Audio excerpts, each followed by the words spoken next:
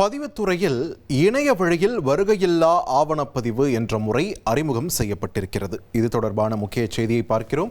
கூடுதல் விவரங்களோடு எமது செய்தியாளர் பாஸ்கர் இணைகிறார். பாஸ்கர், வணக்கம்.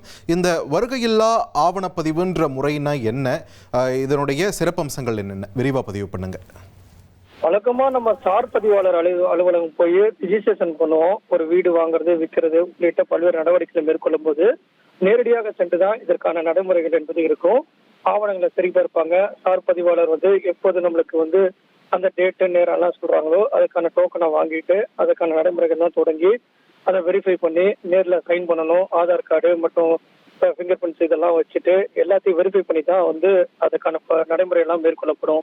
ஆனா பதிவுத்துறையில இணைய வழியிலேயே வருகை இல்லாம ஆவணப்பதிவு அப்படிங்கிறத கட்டாயமாக்கக்கூடிய தொடர்பான அறிவிப்பு என்பது வெளியிடப்பட்டிருக்கிறது.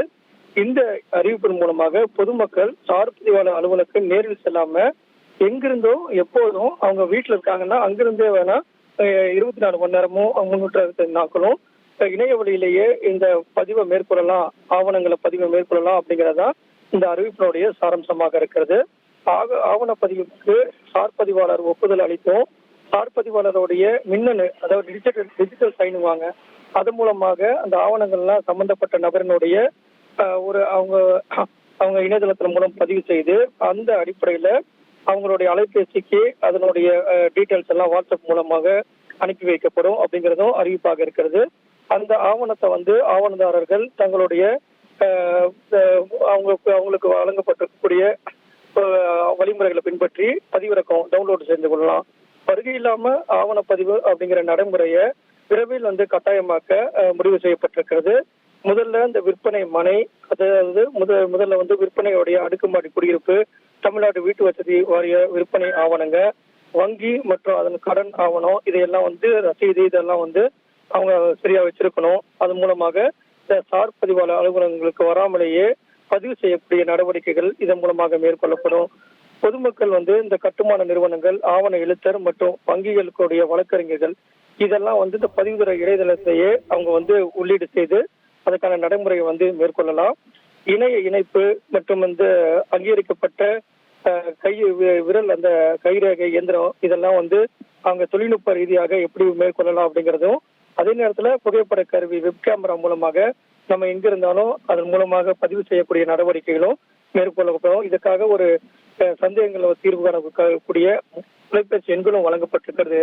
இதன் மூலமாக பார்க்கும்போது நம்ம வீட்டில இருந்தே ஒரு சிஸ்டம், சின்ன கம்ப்யூட்டர் இருந்தா அதன் மூலமாகவே ஆவணப்பதிவு மேற்கொள்ளக்கூடிய நடவடிக்கைகளும், இ சேவை மையத்தில் சென்று அங்கு மேற்கொள்ளக்கூடிய நடவடிக்கைகளும் இதன் மூலமாக எளிதாக மேற்கொள்ளப்படலாம் அப்படிங்கறதா இதனுடைய அறிவிப்பாக இருக்கிறது.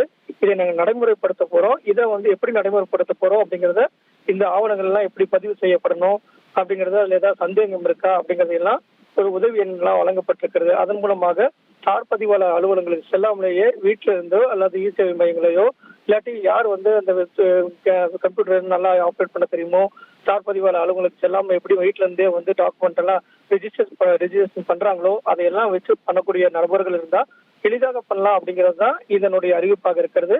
இதற்கான சாத்தியக்கூறுகள் என்னவா இருக்கு அப்படிங்கிறது தான் தற்போது அறிவிப்பாக வெளியிட்டிருக்காங்க. நன்றி பாஸ்கர், உங்கள் விரிவான தகவல்களுக்கு. 1,30,00,000 மனங்களை வென்ற தந்தை டிவி யூடியூப் சேனல். தவிர்க்க முடியாத தம்ப்நெயில், கலக்கலான கான்டென்ட்ஸ். நீங்களும் இந்த குடும்பத்தில் இணைய இப்பவே சப்ஸ்கிரைப் பண்ணுங்க. அசுரபலம் கொண்ட எங்கள் டிஜிட்டல் கரங்களில் உங்கள் விளம்பரங்களை சேர்க்க வாட்ஸ்அப் பண்ணுங்க. 8939888838. Email advttv@dttv.in.